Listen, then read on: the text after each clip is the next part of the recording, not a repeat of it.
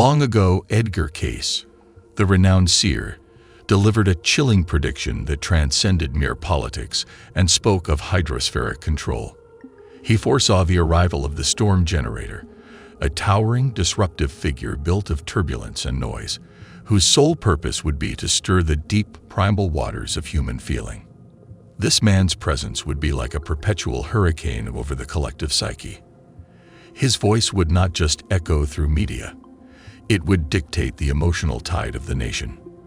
To his fervent supporters, he would be the dam breaker, liberating feelings suppressed by years of cautious civility. To his fiercest opponents, he would be the maelstrom, threatening to drown civilization in pure, irrational chaos. But Cayce warned that this theatrical storm was merely a product of the true power brokers, the architects of water. They were the masters of flow and volatility, who operated not from thrones or parliaments, but from deep within the psychic reservoirs. Their purpose was not to conquer land, but to control the velocity and direction of mass emotion. Every wave of public fury the storm generator creates, every emotional peak, every valley of despair, all are calculated releases, timed precisely by the unseen hands managing the global emotional grid. And while the masses are utterly consumed by the crashing waves and the man who rides them, the hidden architects smile. The illusion of authentic feeling works. The world believes a man like Donald Trump is the independent source of the nation's agitation, but he is merely the perfectly placed seismic charge, detonated by those who own the emotional reservoirs. The year was 1943. Cayce's trance transported him to a future where truth would be obscured by emotional fog, and the nation's spiritual stability would be tested by the weaponization of sentiment. In the vision, the seer beheld the storm generator.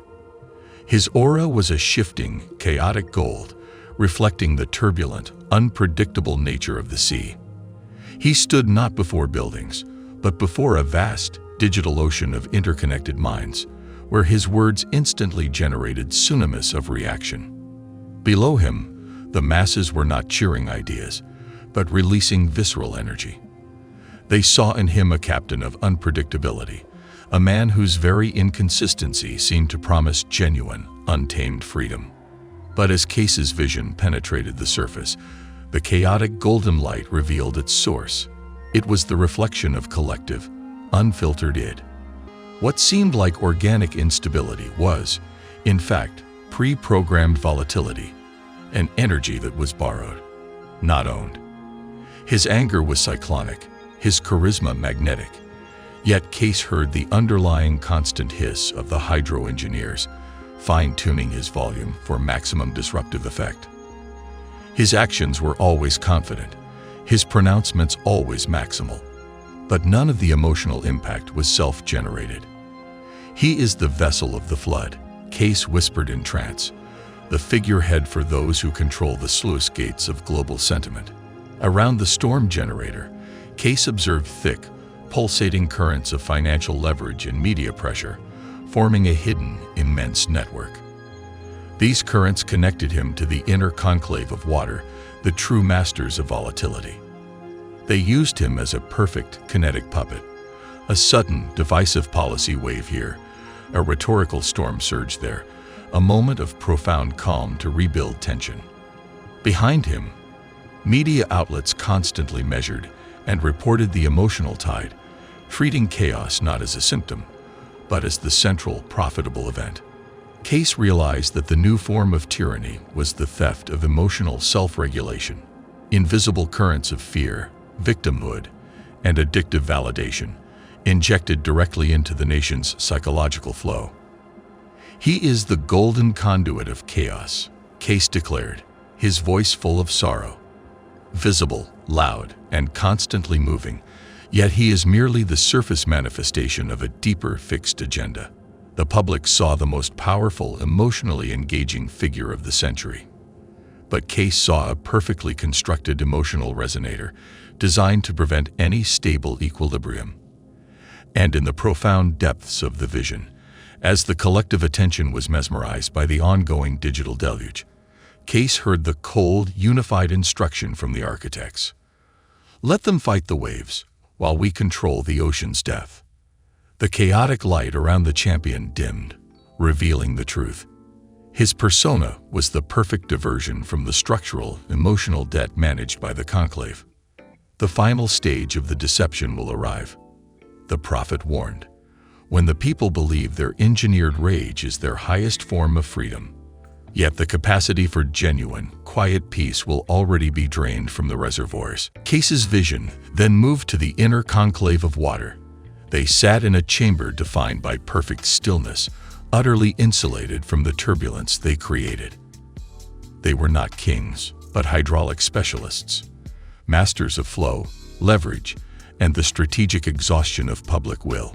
They spoke only of pressure points, vulnerability indices, and the sustained state of polarity. Their language was built on the manipulation of fundamental human needs: safety, identity, and belonging. They who rule through the perpetual state of crisis, Cayce whispered, will ensure that the nation is too emotionally exhausted to ever question the source of the flood. Cayce saw their influence controlling the narrative of every global event, turning every natural disaster or economic downturn into a fresh wave of divisive emotion. They had mastered the art of emotional exhaustion, ensuring that by the time the public finally got rid of the current storm generator, they would crave any solution, no matter how authoritarian, just to achieve silence. The architects of water had perfected the secret. They no longer needed to control actions. They controlled the mood that dictates action. Their dominion was liminal, their power residing in the invisible fluctuations of desire and fear. They would ensure that a figure like Donald Trump became the essential engine of polarization, serving to continually separate the water into two highly charged, mutually hostile streams. Both streams, the worshipful supporters and the enraged opponents, fed their energy directly into the conclave's system. He was the perfect, self-sustaining emotional turbine. And Cayce, deeply disturbed by the efficiency of this system, spoke the key to victory. When the people finally refuse to donate their rage, the tide will turn. The only thing that can defeat the architects of water is collective emotional self-governance. Cayce saw the climax. The storm generator attempted one final, unprecedented flood of emotional rhetoric, designed to permanently break the remaining social compact. But the people, having reached the point of volitional exhaustion, simply stopped reacting. The massive wave of noise hit an unexpected barrier: the great stillness. The golden conduit of chaos stood alone, his projected turbulence failing to find the necessary external energy for amplification. The architects of water were defeated not by a counterstorm, but by the collective refusal to participate in the flow. The light dimmed for the last time. The prophecy was clear. The true path to freedom was not fighting the storm generator on his own terms, but by calming the inner ocean until the outer chaos held no magnetic pull. The builders of stillness would rise, and their construction would be the unbreakable inner peace of the sovereign soul. The great stillness achieved by the exhausted populace was not passive. It was the ultimate active refusal to surrender their emotional sovereignty. Cayce watched this new phase unfold with deep satisfaction. The storm generator, the Trump figure, deprived of the reactive energy that was his oxygen, shrank from a towering cyclonic force into a mere man shouting against a silent horizon. His noise, once amplified a millionfold, now carried only the sad echo of his own isolated ego. The inner conclave of water, who had invested their entire dominion in the principle of managed volatility, found their core thesis invalidated. Their systems, built to predict and profit from fear and rage, now faced the unpredictable anomaly of collective peace. Their vast reservoirs of stored grievance and manufactured division became inert, useless assets. The first revolutionary step of the builders of stillness was the reclamation of the inner ocean. They instituted radical, widespread practices focused on emotional literacy. Schools taught not just external history, but internal hydrodynamics, how the self-regulating emotional system works. how external stimuli, like the champion's rhetoric, hijack the flow, and how to consciously choose a stable tide. The most powerful political action is no longer the vote, but the deliberate calibration of the spirit, Cayce declared, observing the shift in societal priority. The communities began the process of decontamination. They systematically dismantled the lingering architecture of the weaponization of sentiment. This meant creating designated zones of low resonance, spaces, both digital and physical, where polarizing topics were barred, and the only currency allowed was genuine curiosity. The aim was to prove that prolonged peace was not merely possible, but dramatically more productive than conflict. Cayce saw the emergence of a new social contract based on emotional responsibility.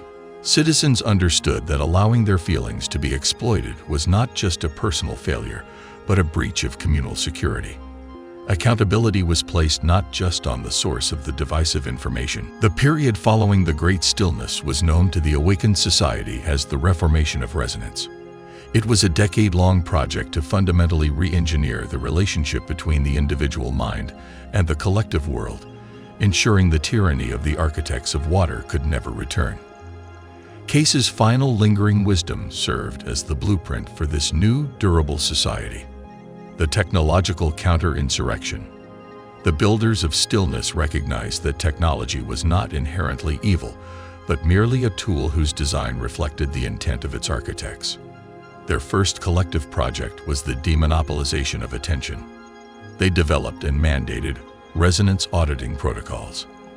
Any digital platform that sought public interaction was legally required to publish its emotional coefficient, EC, a metric measuring the platform's success rate in generating the highly volatile, addictive emotions, fear, rage, contempt, versus generating stable, constructive emotions, curiosity, empathy, shared purpose.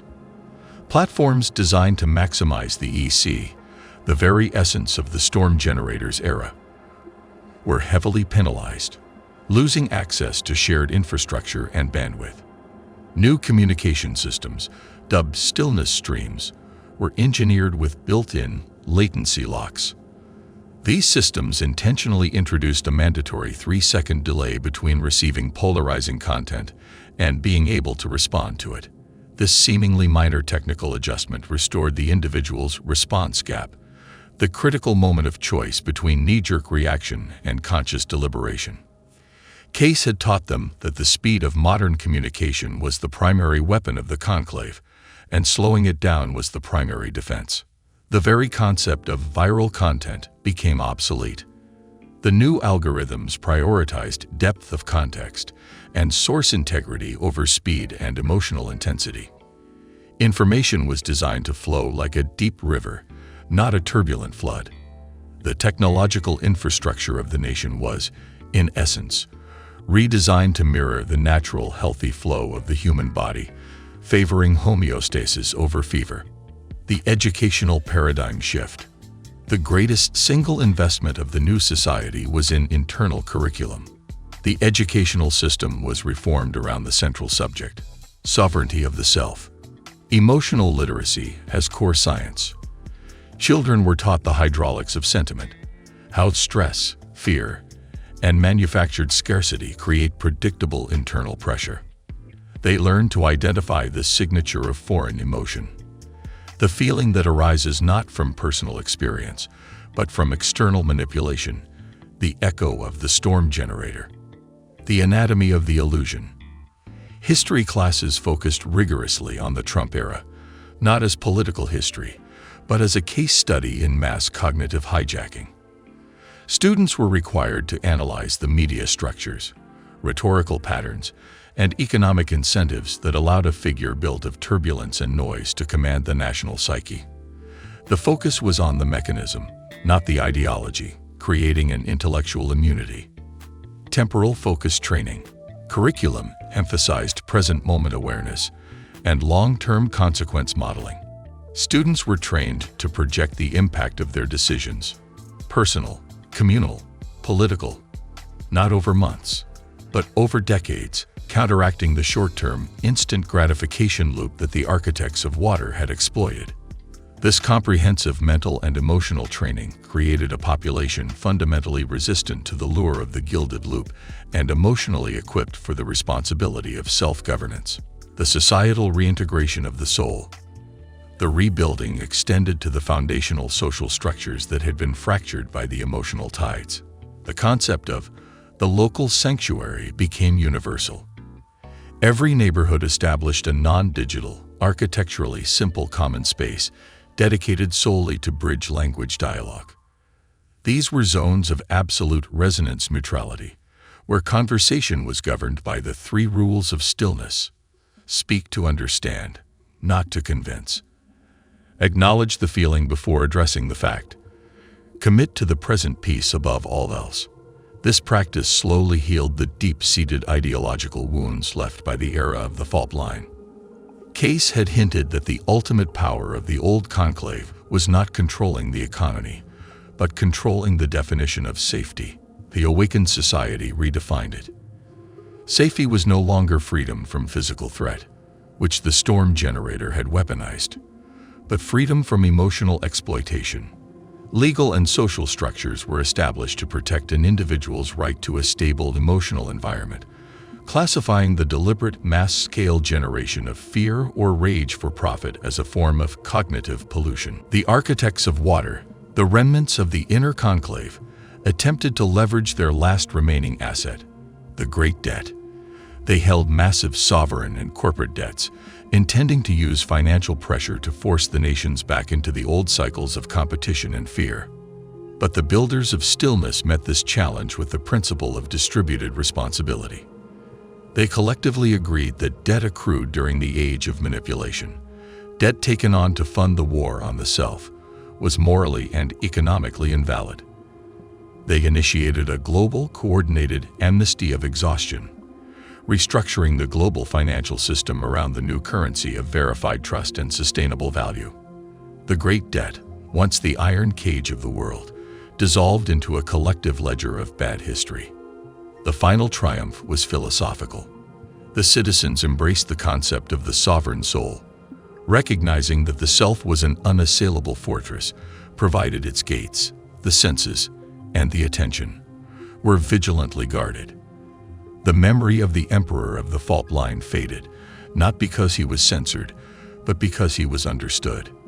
He was the ultimate necessary mirror, reflecting the collective weakness that existed before the awakening.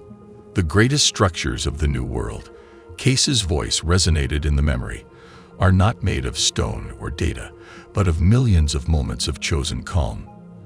The hydrosphere of consciousness was fully restored, moving with the deep, powerful, and utterly unstoppable current of a soul that had finally found its true eternal rhythm. The loop was broken forever. The long shadow of the architects of water finally contracted, consumed by the relentless light of the new stable society. Their final defeat was not a dramatic siege, but the slow, agonizing realization that they were addressing an audience that was no longer present.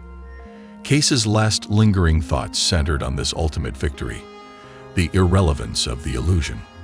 The builders of stillness recognized that the inner conclave was sustained by the belief in its own necessity. To truly erase their influence, society needed to cultivate systems that rendered control obsolete. This led to the development of decentralized knowledge frameworks, DKF. These were collaborative, open-source systems of information, validated not by a central authority, which the architects could infiltrate, but by the local consensus of verified and accountable present builders. The DKF ensured that the digital myth, the curated reality pushed by the storm generator, could never take root again, as the base facts were anchored in local, shared observation. The social contract evolved to enshrine the principle of narrative integrity. Just as food needed to be free of toxins, public information had to be free of intentional emotional pollutants, fear, contempt, manufactured division. Legal frameworks treated organizations that intentionally generated high emotional coefficient, EC, content with the same severity as environmental polluters, recognizing that the pollution of the collective mind was the most dangerous threat to durability. The memory of the emperor of the fault line, the Trumpian figure, remained, but its function changed entirely. No longer a rallying cry or a source of trauma, he became a cultural barometer, a constant, visible reminder of the collective's vulnerability to manipulation. When new, subtle, divisive trends emerged, the societal response was not panic, but a calm, immediate comparison. Does this feel like the gilded loop is tightening? This ability to self-diagnose was the truest form of immunity. Cayce's final, comprehensive prophecy detailed the fate of the architects of water. They did not face prisons or public condemnation, which would only have fed their need for relevance. Instead, they were subjected to the terrifying silence of zero resonance. Their financial leverage dissolved. Their hidden names were whispered only in academic history modules. They became relics of a primitive age, unable to comprehend or interact with a society that had consciously chosen emotional maturity over kinetic profit. The world was remade. The hydrosphere of consciousness was now governed by the natural, regenerative rhythm of empathy and truth, not the artificial, turbulent demands of the conclave. The great silence was the sound of humanity, finally free, choosing its own tide. The prophecy of Edgar Cayce concluded with the ultimate realization: the human soul's inherent power to govern itself is the only force the architects of illusion can never anticipate, nor ever defeat.